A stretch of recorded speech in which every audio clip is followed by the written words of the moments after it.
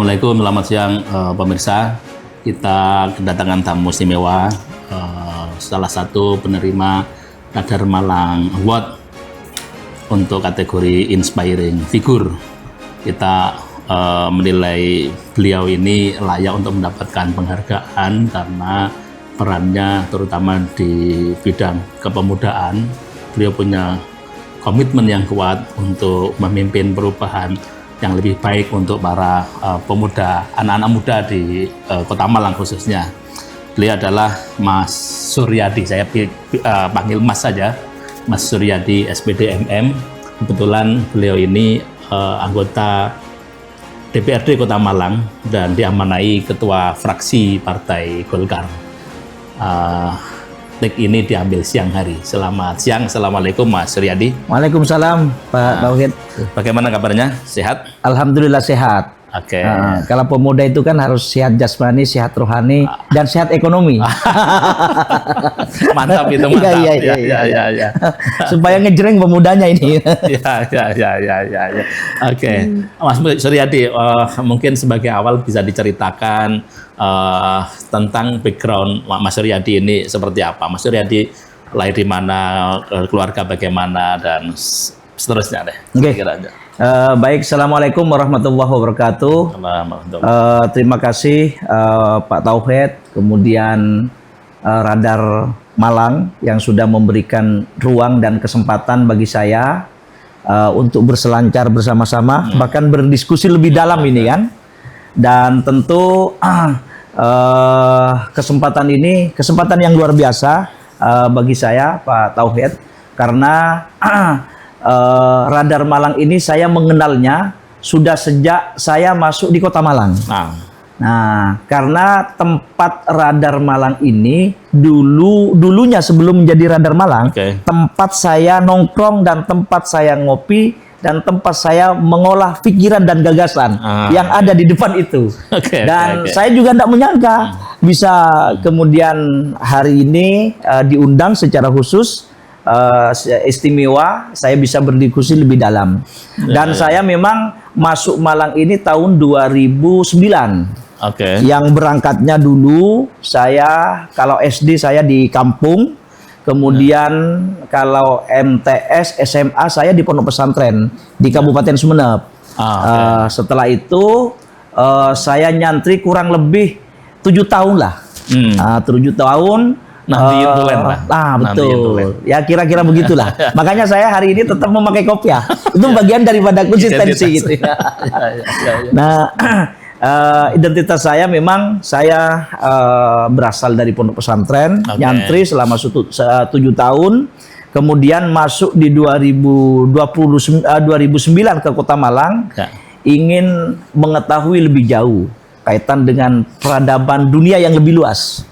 Kalau peradaban dunia di pondok pesantren tentu lebih banyak dikungkung, lebih banyak kepada konahnya. Ya hanya itu saja, menekuni kaitan dengan kitab kuning dan semacamnya lah. Sehingga saya mencoba untuk memberanikan diri pada waktu itu 2009 masuk di Kota Malang. Walaupun rasa-rasanya ini Pak Tauhid kayak layaknya Tarsan masuk kota. Ada shock cerita ini kan. Nah, karena dengan mimpi yang besar, dengan niatan yang besar, masuk saya S1 di Iki Budi Utomo yang dekat di sini. Di Iki Budi Utomo S1, kemudian saya lulus di tahun 2012. Nah, setelah itu saya di waktu S1 memang aktif di organisasi baik intra maupun ekstra. Nah, makanya tempat nongkrongnya di sini. Nah, betul ini.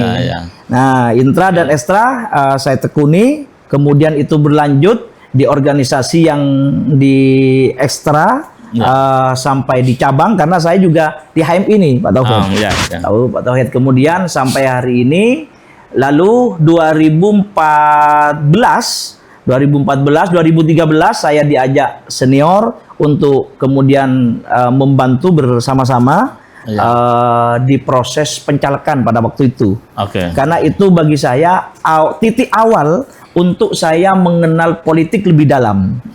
Titik awal di mana saya itu melebur masuk di dunia politik, belajar di sana itu. Sehingga bersama dengan senior-senior yang di sana itu di organisasi, alhamdulillah beliau itu terhantar dan jadi di periode 2014 ke 2019. Nah, kebetulan saya dipercaya pada waktu itu menjadi tenaga ahli. Tenaga ahli berlanjut hingga kemudian di tahun 2017 saya melanjutkan S2 di Brawijaya. Kenapa saya harus melanjutkan ambil yang negeri? Pertama kali masuk ke Kota Malang, lihat Brawijaya, ini kok kayak kerajaan loh gitu nih kan. Ternyata di S2 ini alhamdulillah juga terkabul hajatnya itu juga Pak Tauhid. Lalu coba bismillah di 2019 nyalek alhamdulillah jadi. Hingga terhantar 2024 ini sampai 2029 alhamdulillah itu terhantar. Saya boleh bilang berarti Mas Suryadi ini adalah santri yang aktivis ya. Apa yang melatar belakangi Mas Suryadi sebagai santri tulen gitu, kemudian tertarik dalam dunia aktivisme gitu, terutama waktu mahasiswa tertarik di dunia aktivis mahasiswa. Saya di pondok pesantren itu memang tertempa dengan berbagai organisasi. Karena saya memang berangkatnya dulu pernah mencalonkan sebagai ketua OSIS. Dan alhamdulillah itu terpilih pada waktu itu, Pak Tauhid. Dan kebetulan juga saya pernah menjadi murid tauladan berturut-turut 2 kali pada waktu itu. Yang kategorinya ini cukup banyak ini kan. Mulai dari kategori ini kedisiplinan, kemudian kerajinan, prestasi di dalam proses belajar, mengajar, ngaji dan semacamnya lah, ada banyak kategorinya itu. Lalu kemudian setelah itu tertanam terus sampai di ini di mahasiswa menekuni yang organisasi-organisasi itu, sehingga berangkatnya itu adalah dari sana. Berangkatnya dari sana sehingga sampai hari ini ya kita tekuni dan nikmati ini. Ada nggak dorongan dari keluarga kayak gitu? Kamu harus ini deh, harus jadi aktivis gitu kalau jadi mahasiswa gitu. Saya murni berasal dari keluarga pinggiran, bahkan dari dari kepulauan. Kabupaten Sumeneb itu dikelilingi banyak pulau. Nah, saya dari Pulau Sapudi. Yang katanya banyak orang dulu itu kalau saya tetap di sana hidang peradaban katanya kan. Nah, saya coba itu, tertantang dengan itu. Kemudian saya juga datang di Malang dalam posisi juga merantau, tetapi saya memahami di mana bumi dipijak di situ langit dijunjung. Sehingga apapun ya kita harus ikutilah begitu ini. Nah, sehingga memang saya berasal dari keluarga yang ya tidak ini juga lah tidak kaya, bahkan kalau dibilang sederhana iya, karena saya ditempa dari keluarga yang sederhana, apalagi mondok memang alamnya memang alam qanaah. Menerima apa adanya kalau di sana itu nih kan. Nah, sehingga ya sampai hari ini ya begini-begini saja gitu, Pak. Ada nggak nilai-nilai yang ditanamkan orang tua gitu? Kamu Suryadi kalau kamu nanti jadi aktivis, kamu harus jaga nilai-nilai ini gitu. Iya. Beliau itu menyarankan ke saya sederhana. Jadilah orang yang bisa bermanfaat untuk orang lain. Hanya itu kalimatnya yang disampaikan, yang dipesankan kepada saya. Kalau kamu mondok harus sekiranya bisa menjadikan teladan, menjadi imam, menjadi panutan ketika terjun di tengah-tengah masyarakat. Dulu juga tidak ada yang namanya impian-impian ini terjun di dunia politik. Saya kira itu alamiah itu, Pak Tauhid. Alamiah dengan ikhtiar yang saya lakukan sampai hari ini. Bagi saya ibaratnya seperti air mengalir. Sampai di muara, ketemu di tengah perjalanan, ada kesempatan, ada kesiapan, ya sudah masuk di situ ini kan. Kalau secara by design, secara keluarga misalkan, itu memang tidak ada. By design, kalau secara di organisasi, kemudian senioritas, nah itu baru kita temukan di sana, gitu kan. Sehingga lebih memperbanyak senioritas, kemudian di di organisasi itu yang kami teladani, hingga hari ini kami bawa arus semangat itu. Jadi kesederhanaan, keikhlasan, nilai-nilai itu yang ditanamkan orang tua dimanapun Mas Suryadi berada, termasuk ketika masuk ke dunia politik ini gitu. Kalau ini Mas Suryadi punya pandangan tentang kepemudaan itu seperti apa, Mas? Ya. Karena ya tadi saya lihat riwayatnya mulai dari pondok, dari sekolah, kemudian mahasiswa, nggak pernah lepas dari aktivisme kepemudaan gitu. Ya. Termasuk ketika kemudian Mas Suryadi masuk menjadi anggota dewan tuh, Betul. banyak sekali berperan dalam kepemudaan. Nah itu apa peran penting tuh? Ya, berangkatnya saya ini kan memang dari aktivis menuju parlemen. Ya, Yang berangkatnya itu dari parlemen jalanan ini kan. jadi parlemen Kemudian beneran. jadi parlemen konstitusional gitu ini kan. Nah, ini kan menarik. Ya, jadi mencoba untuk men-scale up diri ya, Scale up ke diri itu karena mempengaruhi kebijakan itu rupanya tidak cukup hanya ada di jalanan. Nah, harus masuk itu di dalamnya. Nah, harus masuk di dalam bagaimana mempengaruhi sebuah kebijakan-kebijakan, ya usul dan kemudian juga ini menuangkan gagasan-gagasan di sana. Ternyata itu jauh lebih dahsyat ternyata itu ketika masuk di dalam sistem itu. Keterpanggilan untuk kepemudaan di Kota Malang, saya melihat memang tren potensinya luar biasa. Saya sudah pernah turun di 5 kecamatan, bahkan hampir merata di 57 kelurahan. Karena saya sebagai Ketua Karang Taruna Kota Malang ini, Pak Tauhid. Di periode 2020 sampai 2025. Oke, masih menjabat sampai sekarang ya. Nah, itu karena memang semangat dari lahirnya Karang Taruna kan tidak lepas dari semangat anak-anak muda. Oke. Nah, walaupun secara undang-undang ini berbeda. Ada undang-undang kepemudaan. Nah, yang di dalamnya ini ada KNPI, ada HMI, kemudian juga ada PMI, GBN Cipayung dan semacamnya lah. Saya kira ada di sana itu, dan sebagai ketika kami masuk sebagai bentuk daripada komitmen saya untuk kita perjuangkan adanya regulasi Perda Kepemudaan. Undang-undang kepemudaan sudah kita buatkan, Perda Kepemudaan itu juga sudah kita lakukan di Kota Malang. Di Kota Malang. Perda tahun 2021 kalau tidak keliru. Nah, itu juga sudah kita lahirkan. Isinya apa tuh? Salah satunya adalah bagaimana memberikan apresiasi kepada anak-anak muda yang dia itu punya talenta, punya karya, kemudian juga pengabdiannya itu luar biasa di masyarakat karena pemuda di Kota Malang ini kan memang banyak potensinya. Apalagi Malang ini sebagai kota perjumpaan. Perjumpaan pemuda itu ada di Kota Malang. Betul sekali. Ada sekian perguruan tinggi ada di Kota Malang. Unsur pemudanya, perjumpaannya itu ada di Kota Malang itu, Pak Wahid. Sehingga luar biasa, dan potensi ini penting untuk kita kelola. Maka saya pada waktu itu berpikir harus hadirkan regulasi terlebih dahulu. Mas Suryadi terlibat aktif di terlibat aktif. Karena pada waktu itu saya juga salah satu pimpinan pansus di kepemudaan. Pansus, sehingga saya mencoba untuk menelaah detail lah kaitan apa yang menjadi kebutuhan bagi pemuda-pemuda yang ada di Kota Malang ini. Nah, keterpanggilan itulah alhamdulillah sampai hari ini melihat potensinya luar biasa anak-anak muda ini. Dan saya sering nyampaikan bahwa pemuda memang harus titip harapan. Jangan titip ratapan ini kan. Bahaya kalau titip ratapan ini kan. Karena di Malang ini hampir nomor 4 pengangguran tertingginya di Jawa Timur. Dan itu rupa-rupanya dikuasai oleh anak-anak muda. Anak-anak muda, pengangguran terbukanya.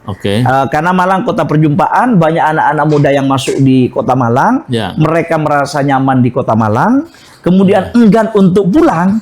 Sementara di Kota Malang bukan kota industri, bukan kota penyerap tenaga yang banyak, begitu nih kan. Nah, dengan demikian secara regulasi kita coba hadirkan di Kota Malang ada pemuda pelopor yang bisa dimanfaatkan bagi anak-anak muda di Kota Malang. Kemudian juga ada wirausaha muda, kemudian juga ada hal-hal yang lain lah. Saya kira kehadiran pemerintah, apresiasi pemerintah untuk memperhatikan fasilitas-fasilitas yang sudah disiapkan oleh pemerintah, kita sudah juga hadirkan itu. Jadi Perda itu mewajibkan pemerintah untuk memfasilitasi perkembangan kaum muda di Kota Malang ya? Ya, betul. Di banyak hal, ekonomi, terus kemudian lain-lain juga. Lain-lain juga. Mas Suryadi, saya melihat Mas Suryadi ini sosok yang agak anomali gitu di tengah generasi milenial, anak-anak muda yang cenderung apolitis. Tuh. Banyak anak-anak muda yang karena ya melihat potret politik di Indonesia itu masih seperti itu, mereka menjadi ogah-ogahan masuk ke politik, bahkan melihat politik itu hal yang ya tidak sama sekali tidak menarik bagi mereka. Nah, Mas Suryadi bagaimana melihat hal itu? Ya, saya melihatnya bahkan juga banyak sekali mendengar ketika mendengar kalimat politik ini dianggap risih bagi pemuda gitu kan. Saya mencoba untuk tertarik mendalaminya. Nah, ternyata politik ini menggembirakan. Politik ini adalah asik.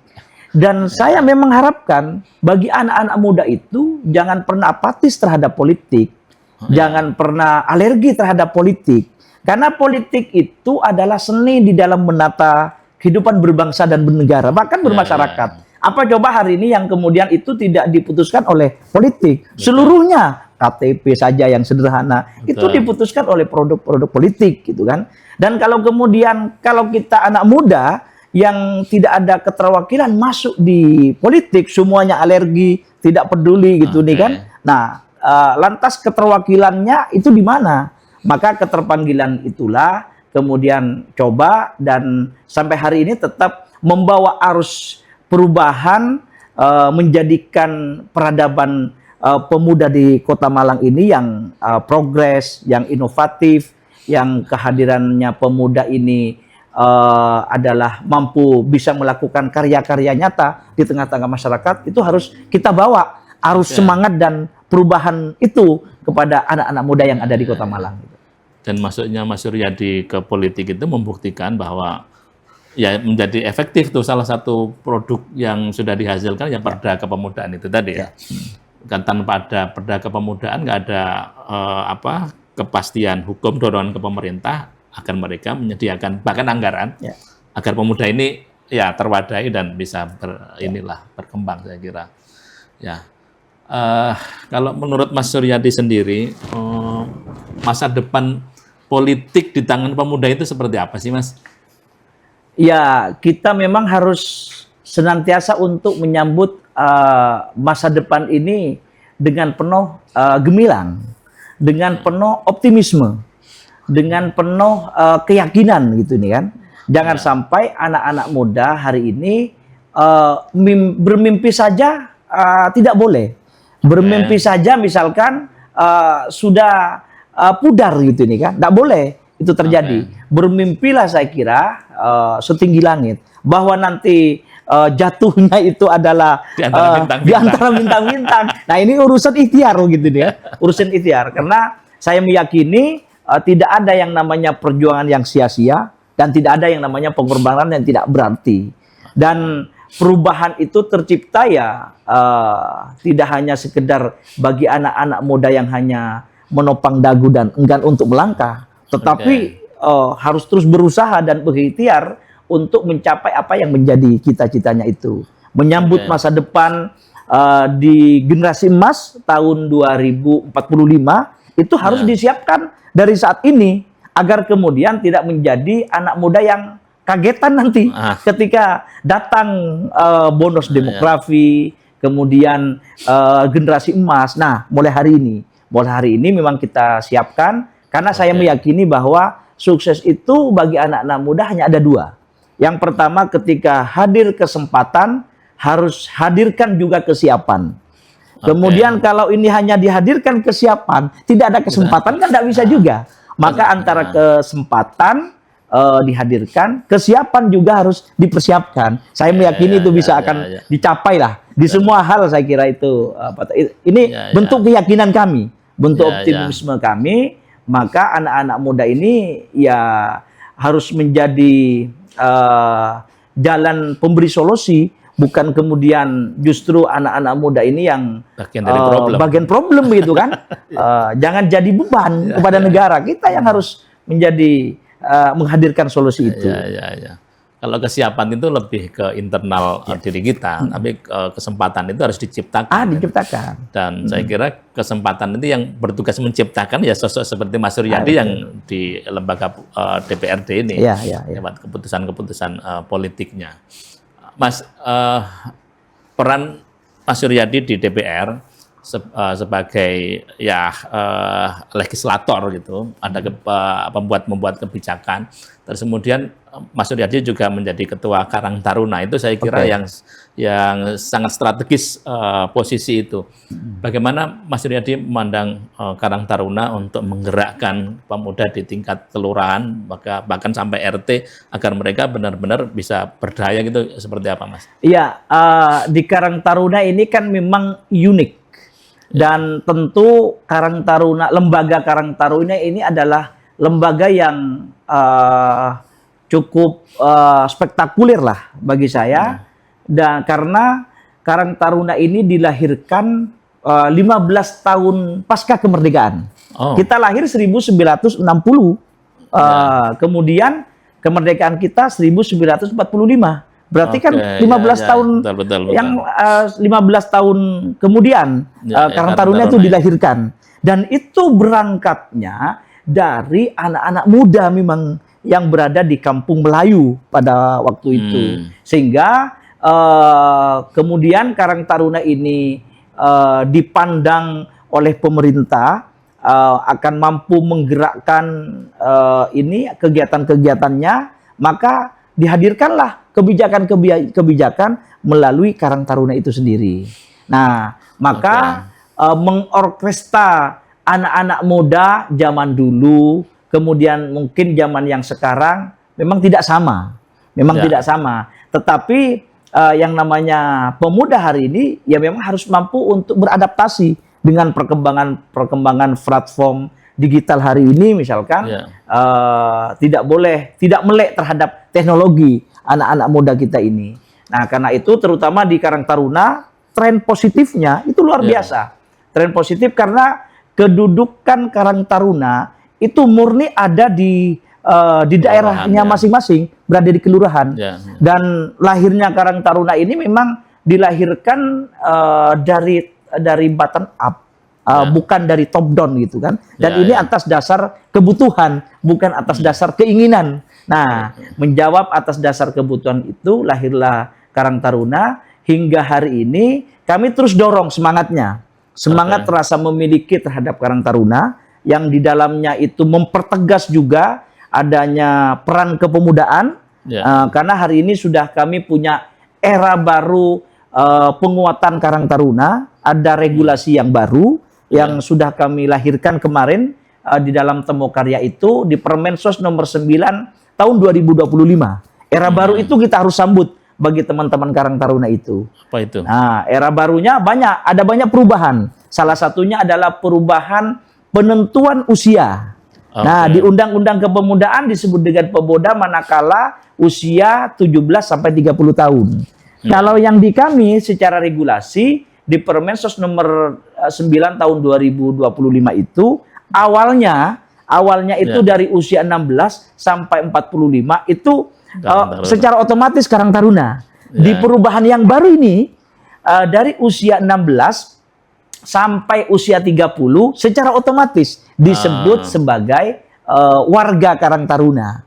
Itu berlaku hanya kepada warga Karang Taruna. Nah, kami menyebutnya bukan sebagai anggota Pak Tauhid, tapi sebagai warga. Nah, ini adalah era baru kami sebagai warga Karang Taruna. Kenapa kami merubah kalimat itu dari anggota kepada warga? Karena yang kami anut ini kan stelsel pasif. Nah, kemudian kalau memakai anggota itu lebih kepada konotasinya resmi. Menjadi anggota Karang Taruna harus mendaftar, kan begitu. Nah, kami lebih lenturkan hari ini. Nah, menjadi otomatis sebagai warga Karang Taruna. Nah, itu barangkali agak ciri khas yang membedakan. Dan tentu ini Permensos ini yang menjadi landasan dari Karang Taruna juga beradaptasi dengan Undang-Undang Kepemudaan. Nah, sehingga agak selaras lah. Karena semangatnya sama, didirikan oleh anak-anak muda yang semangatnya pada waktu itu dari kampung ke kampung.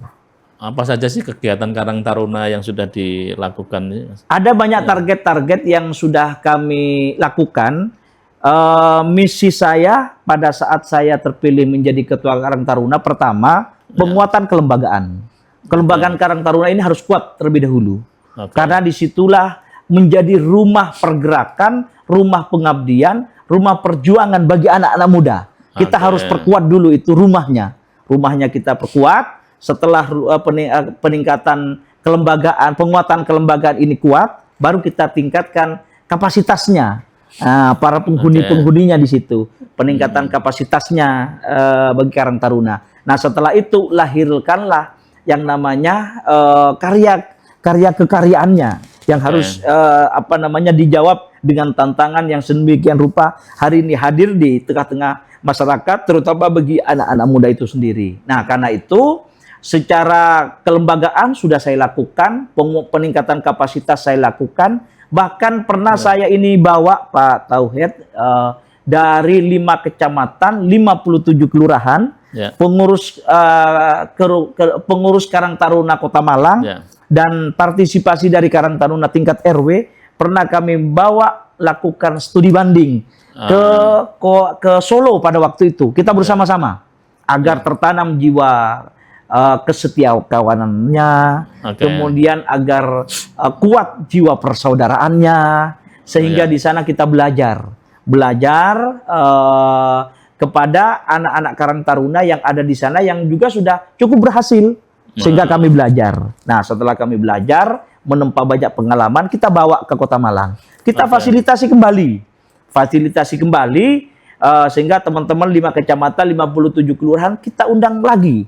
Oleh Karang Taruna tingkat kota melakukan yang namanya pelatihan-pelatihan. Apa aja itu? Pelatihan itu ada pelatihan barista, kemudian ada pelatihan